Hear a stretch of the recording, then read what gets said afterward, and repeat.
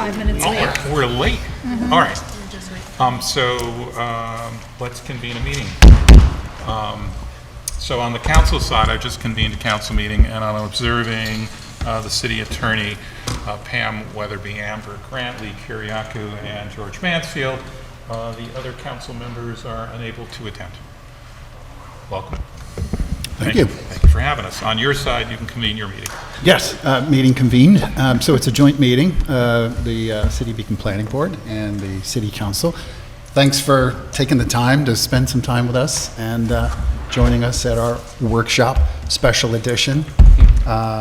We have an hour. We're going to share some ideas. And just on behalf of the board, again, welcome. And just want to say how much we look forward to always the dialogue. For obviously most of our time, we're dialoguing through memos or by watching each other's meetings. So it's nice to be able to sit together and share thoughts and ideas.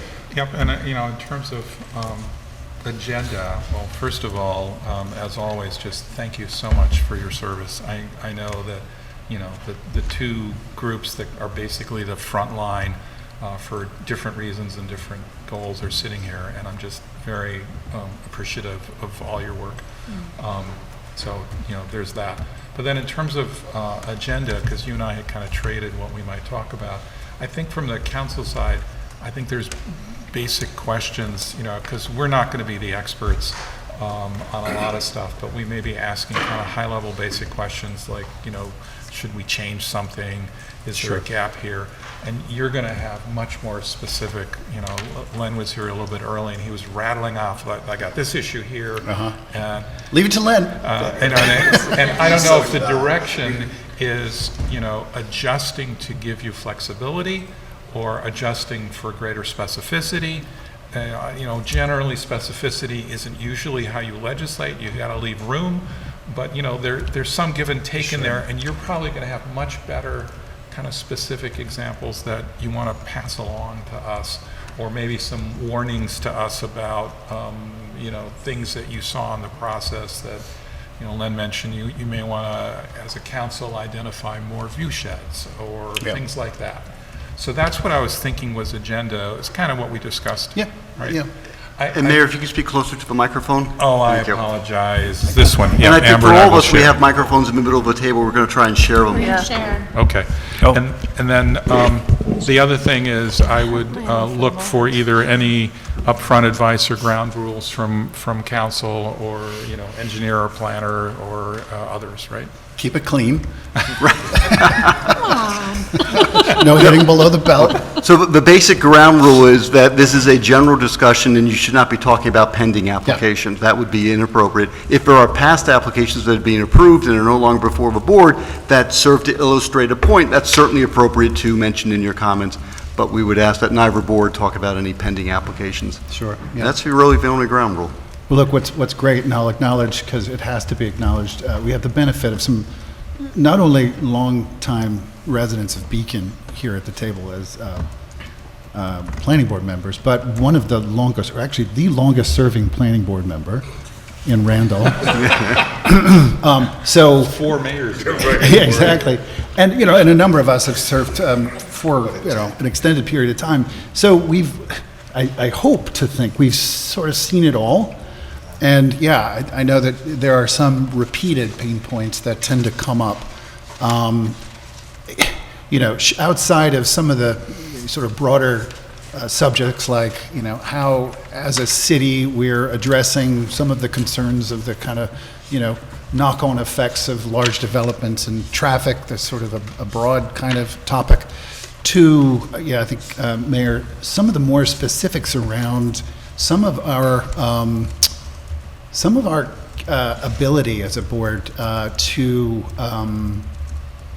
align around some of the what I would consider vague elements. And what comes to mind, and I'm sure Len has and the others have a number of other points that they want to bring up, but standards is one thing that we tend to struggle a lot with, I think, and especially around design standards. I think also repeated, so that's one point, and we can maybe drill into that a little bit. I think 1.2 that Kevin always very well raises is relative to this idea of, we may be getting to the point with the amount of development recently where it's a little late, but there are still opportunities, I think, to consider where, how do I put this best, the sort of unintended consequences, if you will, of bulk.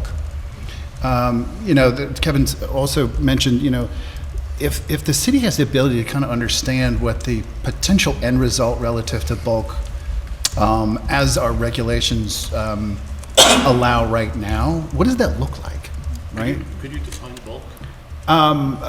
Height, coverage, and this is more, I think, germane specific to sort of Main Street and more dense areas, but also I think it's something that we will probably start to struggle with a little bit more when we think about the transition zone. And again, I'm kind of doing all the talking. Those are two specific subjects that I can kind of think of that come up a lot, but I'm sure there are others. So, George, the one bulk regulation is in front of us now is on the waterfront development side. The minimum acreage of 5 acres is a bulk statistic, right?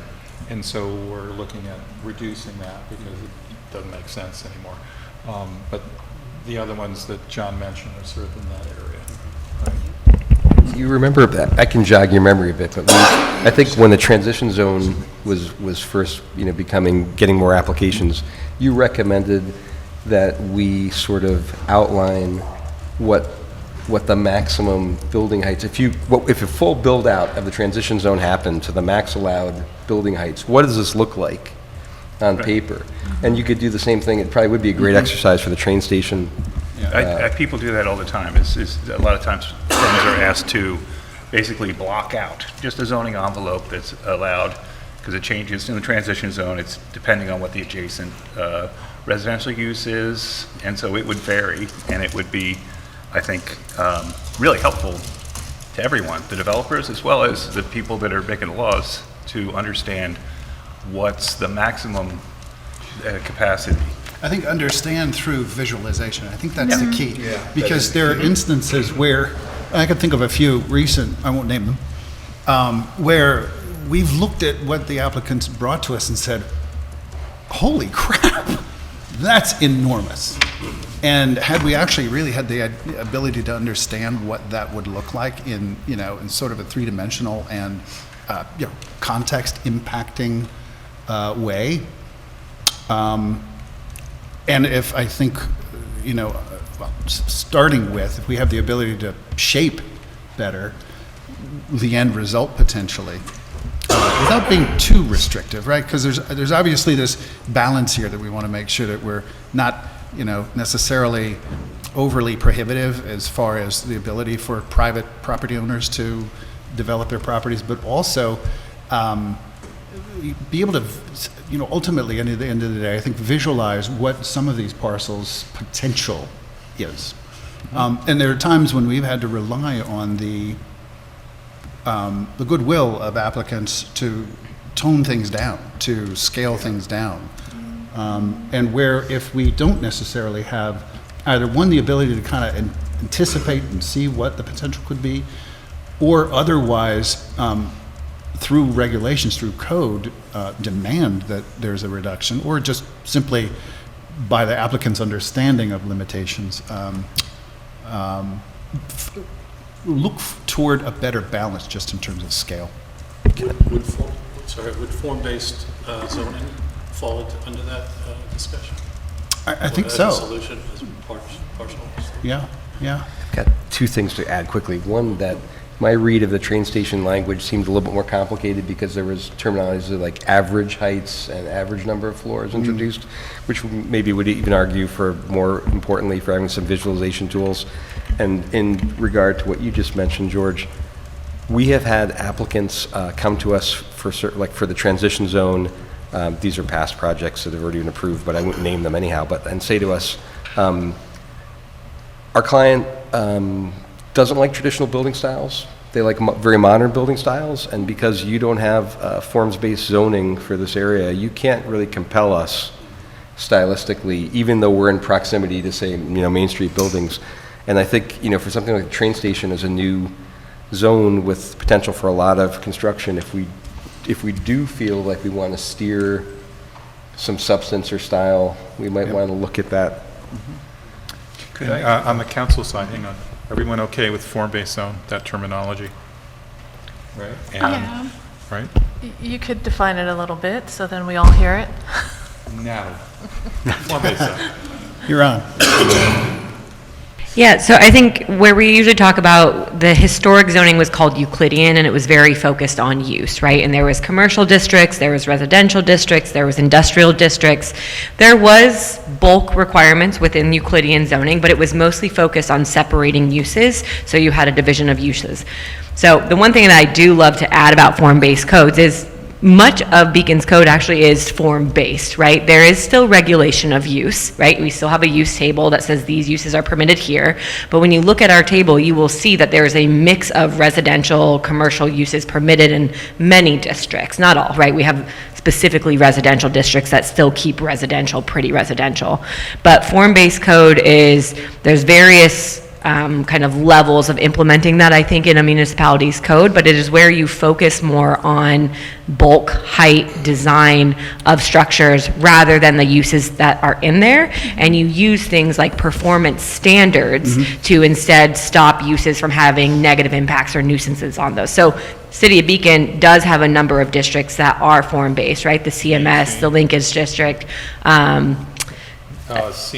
Fishkill Creek. Fishkill Creek. And the waterfront development. And the waterfront, right? So all of those have a lot of design standards in there that specify. So I just had someone critique the other day, they're like, this zoning isn't form-based because you're still regulating uses. I've never seen a zoning code that doesn't regulate use in some way, right? So you're still gonna have that. But when you start to focus more on the form and how a building engages with the streetscape and the public realm, that is, you're going more towards form-based rather than Euclidean. And Natalie, I think, I don't know if there's like an example you can give. I think what I'm having a hard time conceptualizing is, I understand form-based zoning, but we also have dimensional tables. So like, how does that layer into this in the conversation around like, what is the build-out allowed to be? Because I would have thought that the dimensional tables The dimensions are your form, and then you also have design standard sections that also really dictate the form of the building in terms of where your entrance can be placed, how you engage with the sidewalk, how much window or transparency you need. All of that is form. So your dimensional regulations are the form portion of your code. Okay. Yeah, so yes, and I agree with you. Obviously, any good code is a combination of regulations, use types, and obviously what we have form-based. And I think it's maybe a little bit easier to kind of imagine, visualize what we're talking about just in terms of the challenges we face. So for example, form-based zoning on Main Street is pretty easy to visualize. 3 stories, potential fourth with a 15-foot setback, right? Because that's what's there, right? Take a large parcel somewhere out of the context of Main Street. Yes, we have dimensional requirements, we have setback requirements, we have height requirements. Can any one of us, when even, as professionals, even simply reading those form-based requirements for any of those parcels outside of a context of like Main Street, imagine what that scale looks like? So that's more what I think we're getting at. So it's not that, thank you, that's what I'm trying to understand when we're talking about bulk. So it's not that there isn't guideline for the bulk, it's more understanding what that actually looks What like the impact in the is. context Exactly. of everything else, not just this one specific building. Exactly. And Okay. as an example, sometimes we've seen what the bulk was that was allowed when a project was actually proposed and not beforehand. And so sometimes it's a surprise. There was a project on Fishkill and some other places that were like, oh my goodness, this is allowable in the T district. Well, we have to discuss this. And it can take a long time, and we don't have a lot of hooks to encourage better design sometimes. So I'm sorry, go ahead. I was just gonna say, I think this is a really great suggestion that's helpful for us as we think through policy, and I'm wondering who is the entity that would provide something like that to us? So I would think it would be Natalie? the Yeah. planner Okay. working with us to kind of sort it out.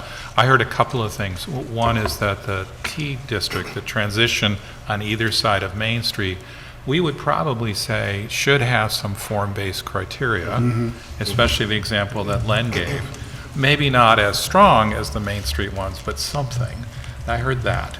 The other one that I heard was that as Main Street's easy, right? Easier, right? Yeah. It's There have limited, been- it's very There have traditional. been recent instances of it being tested quite a bit, but. I understand, okay. but in some respects, you can get your arms around it. Yes. And when it's more open space, it might be harder. That also might mean that someplace like Fishkill Creek, because there's a lot of open space, maybe there's a room for flexibility in there, that on Main Street, there would be less flexible, right? Well said, yeah. Yeah, but the context is different in Yeah. If I could- open areas. Thank you. No, I was going to say, if I could, but when you think of that kind of like a menu, all these elements are creating what we see as the vision of what the recipe will equal to. And I think when you look at Main Street, you know what that is. But when you kind of look at the open spaces, you add these elements, having an idea of where it's going helps us understand how it collectively fits into the scope of what it needs to be, or so we can have some guidelines to help not just us, but also the applicant. And I say that because I had a very interesting conversation today with a very dear friend of mine who's been around Beacon almost longer than I have. And he doesn't live in Beacon. He's the CEO of a very large corporation that's here. And he said, you guys have done an amazing job with Beacon. Because when he started, he never wanted to come. He said, I come here twice a week now to have lunch, dinner, and I'm considering moving to Beacon.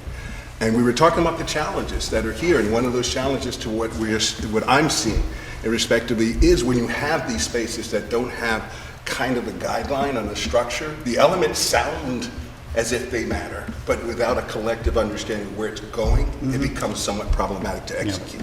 Yeah. I heard one other thing too, and one second, Karen, which is in the WD, we have form-based, but it's never been used before. And we're going to see it come forward. And I'm not suggesting that the bulk or some of the basics are off, but it could be some of the details. We might look for some input from you on what might make sense. I don't know how it translates, but I also heard that in one of the bits of input. Yeah. And I think when you think about WD and what could the potential down there, it's a really good example of if you apply our max build capability relative to the code to any of those parcels, what does that look like? Does anybody know? And I think you can kind of imagine, right? But Are you imagining it being raised and building out fully based on the current zone? Is that what you want? you mean waterfront district? Well, take any district. Are you suggesting, imagine the whole thing built out according to the current code? Not necessarily. As if everything was wiped clean and just started over? That'd be somewhat boiling the ocean. I think it would need to be, looked at. I mean, I don't think Main Street is the area where you want to focus this. I think it's on large, currently underdeveloped properties, and I think waterfront district is a good example, right? Does anyone really know what the max potential build down there is, what it looks like? Not just what the code says, but what it looks like, what the impact is, both visually and scale and contextually. I think the same issue stands with the Fishkill Creek, and even perhaps more so because of the unique, like, it bounds residential, but it's also like this very rich natural environment. And, there's some very large parcels that are undeveloped, and I really would recommend looking at the existing code that we have, because I feel like when we, in the past projects in that district, the design standards were very vague. So yes, now you're sort of moving toward a kind of another sort of pain point for us. And just really quickly back to certain developed parcels. I think as a sort of a second blush, perhaps, because who knows? Somewhere down the road, in the future, some owner may come along and say, "I want to knock down 1 East Main and build something to its max, code, allowable." Envelope. What does that look like? We saw that during the process when the city council was doing some of the landmark building, creating the landmark buildings, where some of the owners said, we are objecting because we wanted to have the opportunity to demolish these knock it three, out, yeah. brick buildings. Right. And so it's certainly not out of the realm of possibility. Right. Right. No, for Right. sure. And that's an example of sort of undermining the thing that gave you all these benefits, right? And it, just for an individual in one instance to sort of take advantage, of a situation, hoping that eventually the entire thing doesn't get wrecked, in order to maximize the return on, the size of the property. And speaking about design standards for just a second, we know that some of the design standard language in the train station language has been tested and kind of not held up, like we don't want to have an all-glass wall. And we realized that with that language, we had an applicant say, we're going to put in a 6-inch metal kick plate, and it's not going to be an all-glass wall. But it circumvented the intent of not having a kind of ultra-modern, all-glass wall in a district that was more historic district. So if we want to change that language in some way that actually puts in a percentage or gives us some kind of additional, there are things like that, and I won't tick them all off here, but I can send, Please do. notes on Yeah. this. I think I struggle with this. Kevin's going to kick me because I always say this, you can't legislate good taste. Well, that's what our job is. Well, it's subjective, right? Like, I mean, What I mean I is you cannot can't like codify. something and you can think it's amazing. Right. So like, why do I get Yes. to put into law what is okay? Exactly. So there's a real challenge there when you think of it, because, you have obviously a group of people, both sides of the table here, and of course, you hear a lot of it from the public in public hearings. There's some ugly stuff being proposed, right? And it's all subjective, right? You have designers, engineer, landscape, you have people who are aesthetic folks here who care quite a bit. And, we're basically trained in this. So it bristles when you don't have much leverage over what I would call taste. So, but I know that there are ways. I mean, I think of, I was going to say La Villette, or, there are communities who are very prescriptive about design. Seaside. Seaside, that's in La Villette, yes. That's an extreme example, but one where you can see the results are, very, I wouldn't even say uniform, but there's an aesthetic and there's a scale and there's a sense of proportion and cohesion. All of these, terms that we use that sometimes on, applicants fall on deaf ears, or they nod their heads and say, yeah, that sounds nice, I'll try. I don't know if there's ever going to be a real, solution to that that's going to make everybody happy, but I think there is a need to really look at what standards, what guidelines we as a city have across the board in our districts, to perhaps help the conversation at this table with, and again, I don't know specifically what that looks like, what that language says, because I think it's going to take work, but this is something, for as long as I've been on the board, I don't want to even count the number of years now, that I've struggled with, I've raised a few times, and of course in the early days there was never any funding for this kind of thing. Nowadays, who knows how much development is left to even apply it to, but just my position, and I don't know, I don't want to speak for all of my fellow board members, but something that is not an easy thing to address, but something, if we think about the future of Beacon and the future of development here, I think should be looked at and addressed. Yeah, the one thing that, as we think about form, the only thing I would add is, I think we all have a vision for Main Street, and I think we're getting it, which is sort of traditional style. I think on the Creek we said we were looking for kind of factory style, but then you have to include, but yeah, it's in the middle of like, along a creek and in the Greenway area and other things. That I have an image. I don't have much of an image for the waterfront and the train station, right? Because it's different. I'm not sure where we're going to end up on Fishkill Ave in terms of what it looks like. We have some workforce housing, in the Groveville section, and it might look something like that. But on the waterfront, I don't know. Well, I think in any of those instances, It really depends on the applicant Yeah, and their capability and, desire to add, something positive aesthetically to their environment and share positive aesthetics with their neighbors. It all comes down to that applicant. Because, you can have, actually, I won't go down the road because I think I've lectured too many people here from this seat on the subject of design, but it's a challenging issue. But it's one that, if you think about Main Street and the historic qualities, the historic charm, that exists because of an attention to detail, because of an attention to scale and craft. All of these things, it's very hard to codify, right? And how as a city do we look out for the aesthetic inventory of our neighborhoods through this process? What is the potential for the city to undertake some kind of visioning or conceptualizing that might help us get some ideas of what we would like to see in the train station or waterfront district? Because I think, I think you've kind of said it, maybe not in so many words, but we're often reacting to what is served to us. Yes.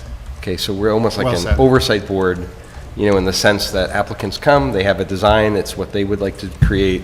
Yes, hence my design lectures. And you have no leverage. And George, sometimes if you could just use the we do have microphone. leverage, but we do have leverage, but even like on Main Street, it's windows shall be taller than they are wide, you will have some kind of cornice, you will use traditional building materials, there will be emphasis on the entrance, the first floor will be mostly glass, but they're pretty wide windows to hit within, and you can stylistically achieve them a whole spectrum of ways. Sometimes we spend a lot of time tweaking from something that comes in that we don't think is hitting the mark. 8 months later, the applicant is saying, you guys are killing us. And we're like, we probably spent 6 months, because you spun our wheels for 6 months and you could have come in. So, I mean, if we do have the capability to do some visioning, Yep. I think the train station, this is, like I said, it's really important in terms of its setting. And the fact that we don't have please. Well, I was going to just say that I think it's also important that the public feel part of that process collectively, because what quite often happens is the elements, and again, the reactive approach is nice, but we're the recipients of that. We're the benefactors of the reaction. To be able to make sure that the opportunity for this visioning includes the visions of the Alicias, with my 23-year-old daughter, that people are going to be part of what we're creation. They're really part of what has to happen looking forward. And taking in those making that a kind of a collective approach, so that what we're doing is we're not policing, we're helping somewhat guide, because quite often what we're doing is we're kind of fitting round holes into square pegs and vice versa, because we're given regs and so on, that the applicant has an idea and a right, the city has a view, and we have a reaction to it. Yep. And that becomes very much problematic, and having being one of the old heads on here, it's a real difficult thing to do. We've done an amazing job as a collective group, the city council, the mayor, everyone, to do this, but there's a responsibility to this that goes beyond where we're sitting. It belongs to the next generation future, yeah. that we're actually doing it for. And the easier we make that for ourselves, it's going to be the easier we're going to make it for them. Yep. Yeah, well said. Yeah, it's one of the more challenging aspects of what past, current, and future boards will have to deal with relative to the kind of the legacy of Beacon. Obviously, most built elements are not permanent, they're temporary, but some of them are around a long time.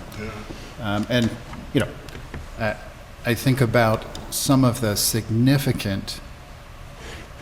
very significant new construction happening or ready to happen in Beacon, and how prominent some of this stuff is visually, and what that sort of says about a city when it's mediocre.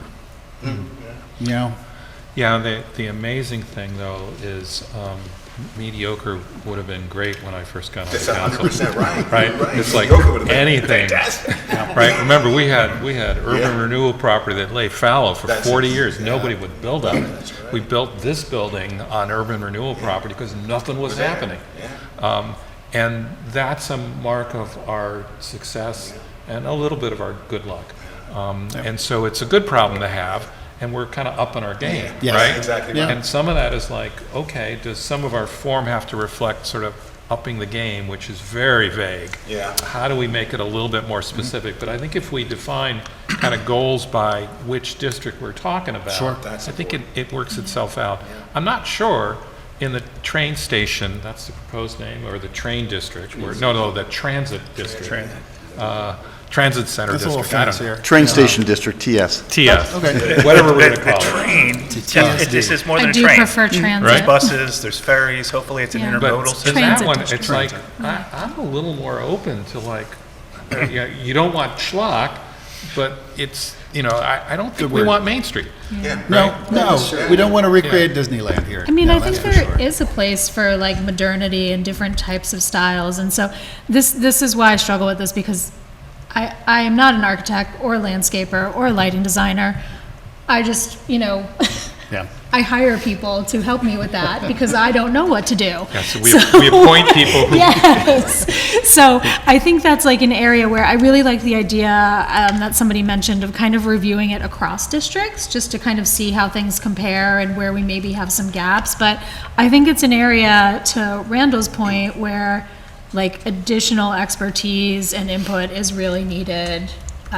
I don't feel comfortable saying that like my opinion on design is what Whatever- we should be doing. Whatever style we get, though, we should really get the best. Yeah. And when, Yeah, I I think- understand completely what you're saying.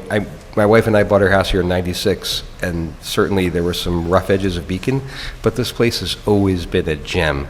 The mountain, the river, the architectural details, Beacon, we loved it for the second we got here.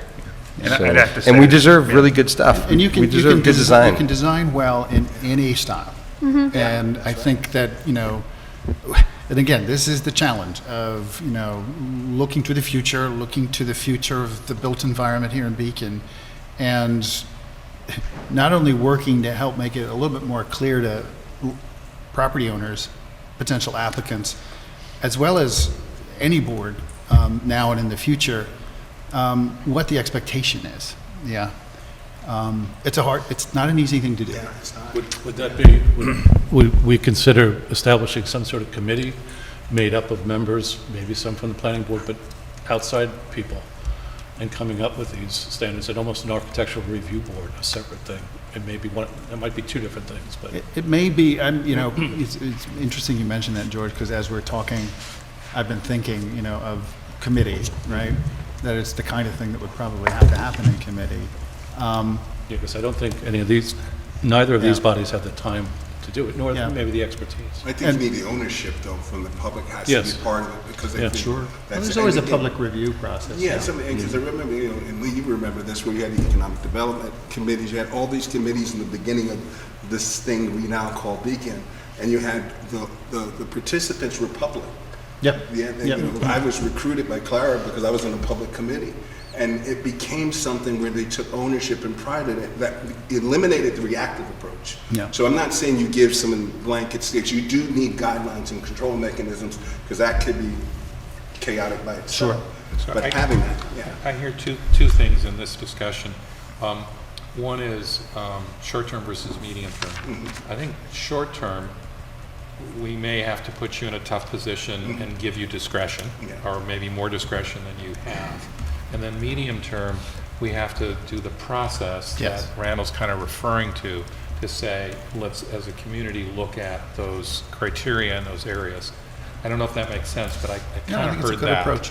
Yeah. Right? The other one is another process question, which is, would it be helpful if you were able to somehow meet with a developer ahead of their initial proposal to talk through things and maybe steer a little bit that way? Similar to your council scoping sessions? Yeah.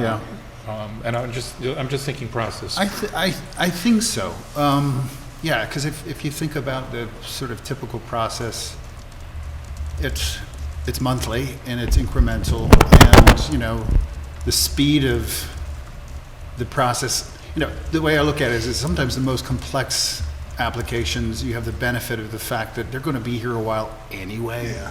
So you have the ability to hit on, you know, aesthetic and scale and architecture just about at every meeting. We do break out on ARB, and special thanks to every single member of the subcommittee, because that's you're meeting off schedule. It's not an easy thing, and a lot of times you're relying on the good grace of the applicant to listen and, you know, really listen and respond. Because even in the ARB subcommittee, it's not as if we have a lot of muscle. Yeah, It's mostly, could you please, and hope, right? That varies. It varies, yeah.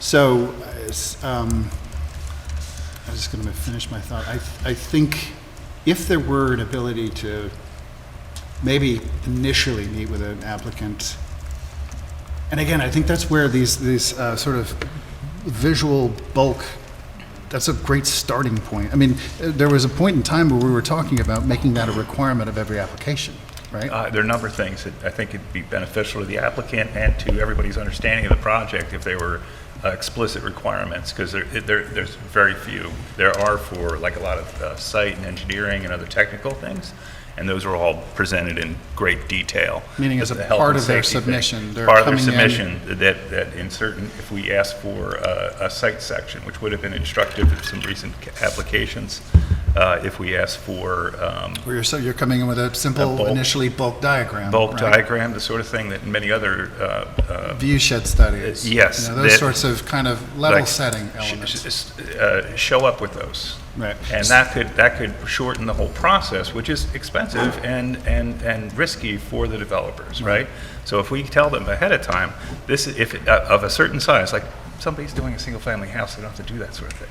But any projects of the scale that we're concerned about should have a higher level, and there's enough budget in those jobs to be able to give that information to us and to the public to fully understand what the impact is going to be early on, so that it's immediate, and they can adjust it while they're in the design phase. So you can Is that require a pre-application meeting and do it by certain size projects. Yes. Either square Building- footage or Yeah. number of meeting units required. Maybe it's just the building inspector, the planner, the engineer, and 2 members of the planning board Yeah. having a pre-application meeting. Is that something we have to codify? It's best to do so, so that Okay. there's, And to Kevin's point about like the types of materials also codify? Yes. Okay. Yeah, and as well, the submission requirements for those early meetings, right? What do we Right. expect you to come with in order to have that conversation in an efficient and informative way, And right? John, would you agree, and I agree with what Lee's saying about the short-term step and the medium step, but in that process, being able to, again, we know we already have the hot potato, but enforcing some more control so that in those meetings, it could be not just this is what we think you should do, this is what you need to do. Yeah, yes, I think well asked, that is one of the biggest challenges, because it all comes down to what it is we're Yeah. looking for leverage on. That's exactly right. And there are myriad things. Yes, so I didn't say what it should be. Right. Right. and I think the balance with pre-application meetings, I've seen this in other communities, is to make sure they're used so that the boards and the public and the applicants get enough information so that Yes. they're coming informed, but there's not decisions made beforehand so that the public views as though things are already boiled or cooked beforehand. It's to get that information so your meetings are more productive. Well said. Exactly. Yeah. So that would mean the process would include legal advice at those meetings. Yes. Would they be public meetings? If it were only 2 members. Right, it can be or can't, it depends how we shape it. Typically, they're not because they're held during the day, they're, Yeah. And the outcome from those meetings, should they be available for the public perspective to whether using technology, whether that's future, Beacon's future, here's some Right. opportunities to look at it using the website or other technology. So at least there's a situation that we've made the step for the public to participate and comment into the process so we can collect that. So we're not finding it as afterwards. How would you achieve that without kind of making it almost like a, I'm just trying, how do you try to avoid creating chaos? it's difficult because you're trying to make, you want to get the information so it's a more efficient process. If you're getting comments from the public and all board members beforehand, then you're just Yeah, you're elongating the creating process. chaos, Yeah. And I mean, look, one thing to bear in mind is, Assuming the outcome of the pre-meeting is that plans actually get submitted and an application's being made, effectively what happened at that meeting is being put in the public domain. Yeah. Right, it should be. And if we have, in our code, and we're doing remember the concept plan as opposed to the site plan, right? This is like more general than the concept plan. This is like the parameters discussion, right? Yeah. Yeah. The requirements for the process, which is really useful for the applicant and for us. Because some of these things, they go on too long. And I know that we don't want to approve things until they're correct, but it's in no one's interest Yeah. to have that go in that way. Any way to find and- a and- way to take those applications that are in front of us for 2 years, and again, I wouldn't want to expedite the process just for the sake of rushing things. Yeah, we But don't need to drag the arse Boy, out of oh it. I boy, think, John, a lot of that's because it's reactive. A lot of the reason that's happening is because we're reacting Yeah. to it. But if we took a step, that pre-assembled step, Yeah. to identify the ingredients before we decide what dishes we're going to make. yeah, good Yeah. point. And I think the other side of the table would appreciate it because they do all of this work to do this magical package, they Costs a lot of think, money. Yeah. right? And then your reaction is, right? And understand, it may be understandable, but it's like if you could kind of get that, whatever the term you use, that pre-package, or it's not a package, it's kind of, I said parameters was the word I can come up with. I think it's a good idea because I feel like by the time the public can verbally say anything, it's way in the process. Yeah. So if this could be more public, and I mean, on the other side, it's definitely going to be saving them architecture costs, engineering costs. I mean, it really could help in the overall process if we can figure this out. Yeah. And one of the things also that's a council and board responsibility, because we both get input from the public, is trying to make it based on that community consensus as much as possible. You guys all talk to people all the time about what people want to have happen, right? And if you can feel that it's a good compromise, or it's the best approach, and the thing that it meets the aspirations of the community, then those things are worth making more specific and like requirements, I think And we need Mayor to, and Chair, because I know you guys have a full agenda and it's about 7:45 now. So I just wanted to ask you if there are some topics Yeah. that you want to hit on. Good I'm thinking. happy to stay longer, but I also know you have several items to review. Yeah, we're used to going to midnight. We bought our overnight bag. You have a firehouse to look at tonight, right? We do? yeah, but really briefly. Oh, okay. Yeah, with the one. Certificate those of three firehouse, appropriateness just some for Oh, Facades so of no, matter. some balconies and. Yeah. Yeah. I think the one thing I want to say really quickly, there seems to be a need for some more public outreach, because just based on things that I'm seeing on questions on Facebook, people are seeing meeting signs, public meeting advertisement signs, and it seems clear that they don't know that they can go to the agenda page and look at the packet and see what That's a the really good topic point. of discussion is, and they should be able to find that. Yeah. And so it's,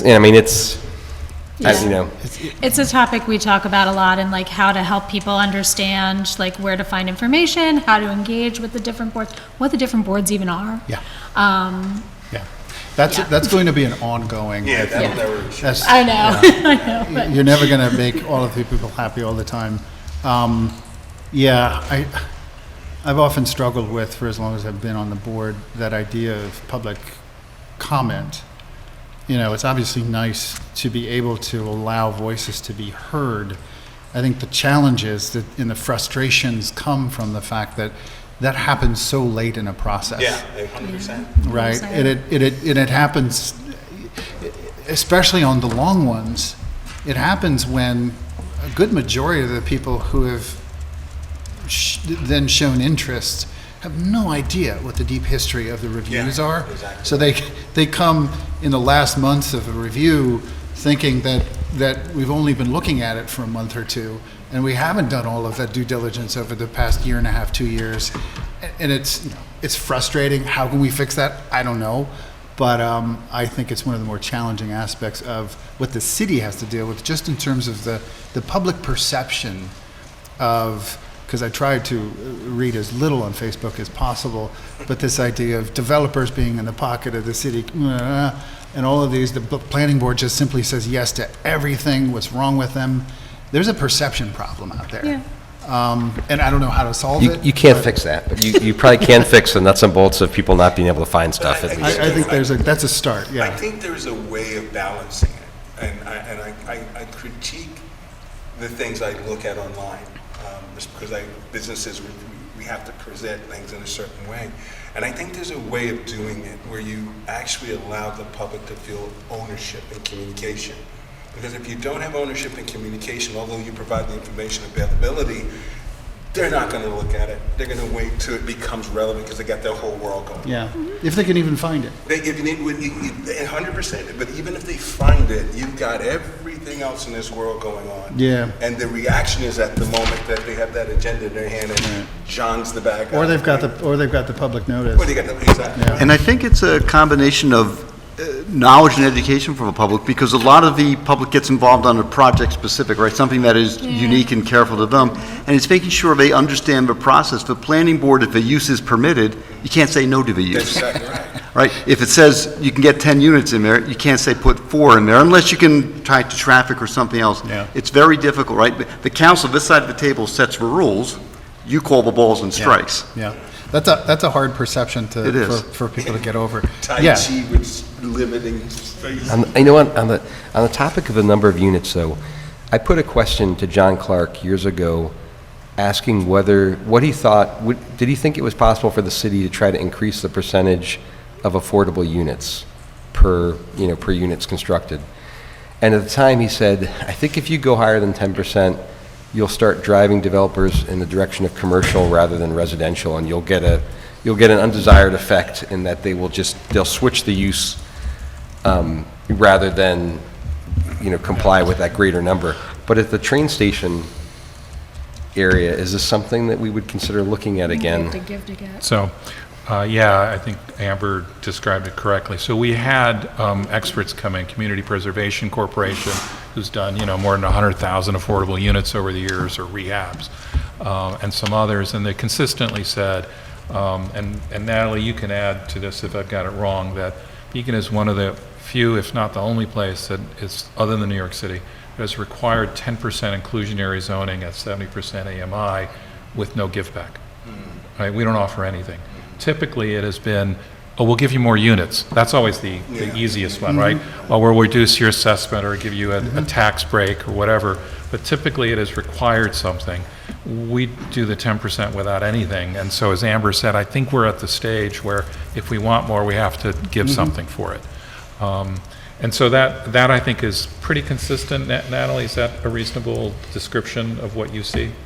Yeah, and I don't know if, who knows what time that was that you were speaking with John Clark, and I don't know if the issue would be that it would be converted to commercial, because commercial is also a very difficult market right now, but more that with the cost of construction, with the cost of just borrowing money, right, interest rates, there's a decision that's made, and it's not just with affordable housing, it's different stipulations that get put on a development of, is it worth it? Is it profitable for me as a business to do this development or not? So I think that's the fine line you're always walking with requiring anything from public plaza spaces or affordable housing or, any kind of community benefit that you're going to ask for. It unfortunately comes down to kind of the market forces and balancing out a pro forma to make sure that it's still worthwhile for that development to happen, because otherwise you end up with 0% or 20% of nothing, right? If you kind of go too high. So it changes with markets, but I think that's kind of at least what CPC and the folks who had come to us historically had said, is that Beacon was at that time they presented kind of at the higher end of what other communities were requiring without any kind of give back, whether that be, it's often density, it's often height, and going back to the beginning of this conversation where we were kind of resistant to or thinking about what is the appropriate density, that's often one of the trades, right? More affordable housing if I can build more housing, or if I can go higher, more units. So, But we're getting 10% though, and I think train station will be higher and more units, right? Well, I don't know what the developer's going to propose. We'll have to wait and see, and you will see it, as soon as we do. I was just going to say, one of the things that scared me, I did a course on TOD, transit-oriented development, and this is going way back when. And looking at what they were building respective to that, and thinking about the city of Beacon, there was a disconnect, because the linkages, it actually created two cities. Yeah, yeah. And so we're in an interesting position to think of it as a collective city with whatever we Yep. do on that waterfront that needs to connect to Gotta what be we've complementary. done. Yeah. Has to, because otherwise, and I've seen it happen, I've seen these developments come out of the ground, and all of a sudden, you've got two cities. Yeah. Well, a long time ago, J.C. Calderon, when he was on the board, outlined a vision for creating some kind of public space along the periphery of the property here to get more connection to the waterfront. And, you know, and maybe we have to marshal some tools like that. You bring to mind a number of the studies over the years too that John Clark has done, you know, in terms of how to create pockets, you know, how the city can create those pockets, those moments that, you know. And I'll put a plug in for needing non-personal vehicle access from the train station to Yeah. the rest of the city. It's a big Yeah. help. Yeah, it is. Or I use it every day. Rail trail, it's coming. Yeah, and we have some It's beautiful, coming. beautiful view sheds. Yeah. Respective, when you drive from the city coming up into Beacon, and it's amazing when you see it, because as much as I go back and forth, is looking at the ability to preserve that while Yeah. balancing this. It's a challenge, but it's one we're all Right. capable of handling, and I think that's important to remember that. I want to draw attention to, I think, the success of our zoning from the comprehensive plan. The linkage district actually did manage, not everything's built, but the intent was to extend Main Street down to the waterfront to what I now is envisioning a termination of that extension, which I think we should look at, because I think the whole intent there is actually going to get built. Yeah. Those are Yeah. expensive and difficult projects. They're not all getting done, but we managed to get them to have a certain amount of urban and design Cohesion. cohesion to it. I think that's the key. Without it being a Main Street context, right? And they're all different, larger buildings or large lots. And that is going to, I think, improve one of the things that really was messed up about Beacon when we all showed up. Yeah, and I think it's a really good point, because it goes a little bit further than this idea of per parcel sort of diagnosis of, you know, max build, right? It's about how the city, if it can, take advantage of the ability to guide and direct through our zoning a more cohesive application from parcel to parcel, especially, I think you make a really good point, Kevin, down along Beekman. Yeah, I just want to give credit to the term that is always in my head is breadcrumbs from the train station up to Main Street. That was George. You gave me those words, and it's like, we're building the breadcrumbs, building the breadcrumbs. right? And it's pretty amazing. And the other one is you think about the comprehensive plan from the 60s said Main Street is too big and was going to cut it up. And you should have seen how much it was going to cut up. It cut off Main Street. We're reestablishing that. The reminder that I got from the Patterns for Progress CEO came to council recently is you're still, our number one priority is preserving our Main Street. Yeah. Right? We're now making it longer. We're thinking about Route 52 as well, and it's like we're going to have work to preserve it. We don't think of that today because we're just booming, but I think that still is our long-term goal. Yeah, I think that's a good point up along 52 and down Beekman. You know, those extensions. Yeah. How do we as a city look at those cohesively? Are we, yeah.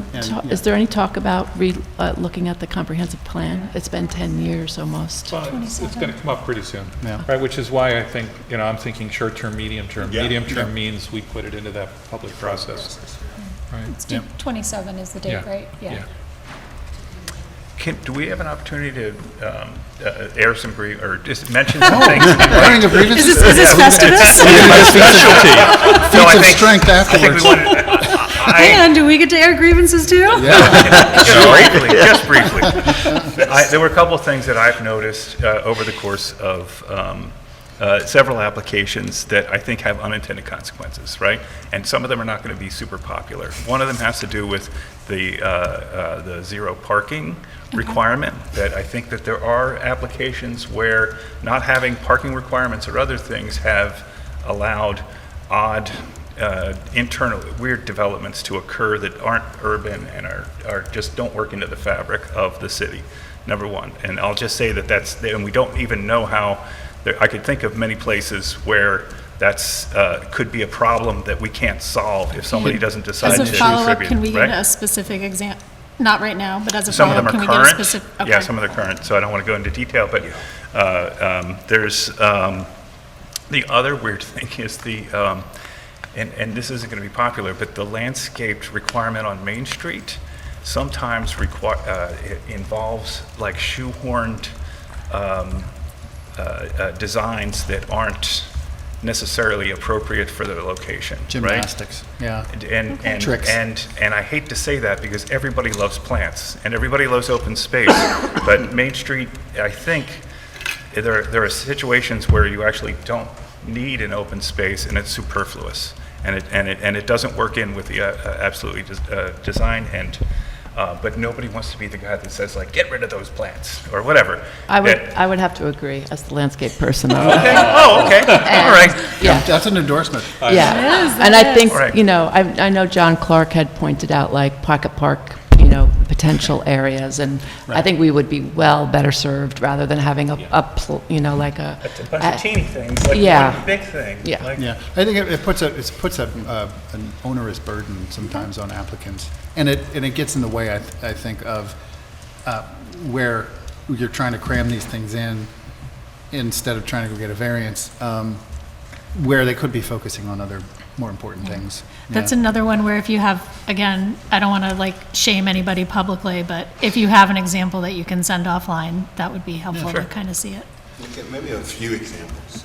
Yeah. Yeah. Yeah, again, it's all intended to be constructive rather than. It's just yeah. that, you know, typically in order to meet the percentage, it's just kind of broken up into these teeny little bits of like, here's a few grasses and here's a shrub and here's a tree, and, you know, I think overall it's not really enhancing the streetscape. So I'm going to, feedback. I'm going to assign next steps, and we're at 8 o'clock. Yep. So Natalie has some thinking to do about form-based stuff and how we might think it through. Probably the follow-up is, Natalie, you probably meet with, myself and the attorney, and we talk through some stuff, and we'll figure out what to bring forward as ideas there. I think, Nick, you've got some, maybe a proposal on a process. Correct. A pre-proposal process. Yeah. And I think you all have, if you have further input, particularly on some details, start up a memo. Yeah, we'll get our notes together. And, and it doesn't have to come in a week, right? It's like if in 2 or 3 meetings you got some, or you send 3 ahead and some more, that's okay. Okay. And from our end, our job is to get criticized, and our job is to think through a lot of that. But I'm hearing some actual good areas of Yeah. short-term stuff we might be able to do, and also medium-term in terms of community process. Nice. Yeah, I'd also like to see this communication that we're having now on a more regular basis, not a sit-down necessarily, but notes from your experience and your frustrations, like the landscaping or something like that, on a regular basis coming to the city council for us Yeah. to discuss. Yeah. There's a lot of times, I think in the past year when we've said, I really want to hear back from the planning board after they've seen an application, Yeah. once this change is enacted. And so, the landscaping wasn't even on my radar, so Yeah. that's, thank you. Yeah, it can only be beneficial. Have them come in to a workshop or whatever and talk to you. Yeah, And I would challenge us as board members to not just give the complaint, but recommendations to how to fix it.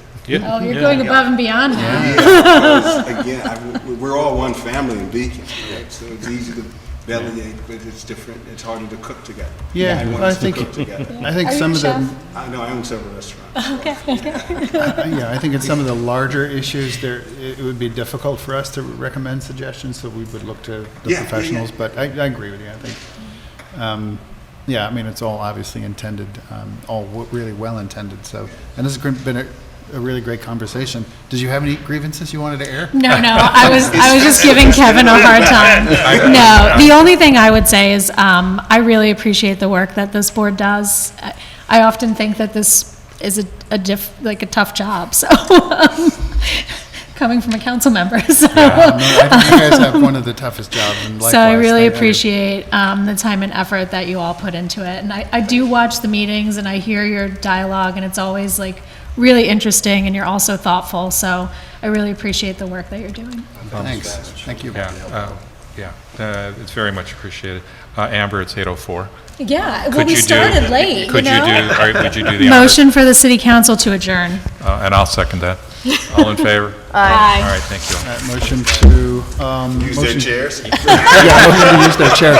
I think we'll remain in meeting. Yeah, right, you're already meeting, so we're. Thanks, everyone. Yeah, thank you so Go much. back to your Appreciate it. regular programming.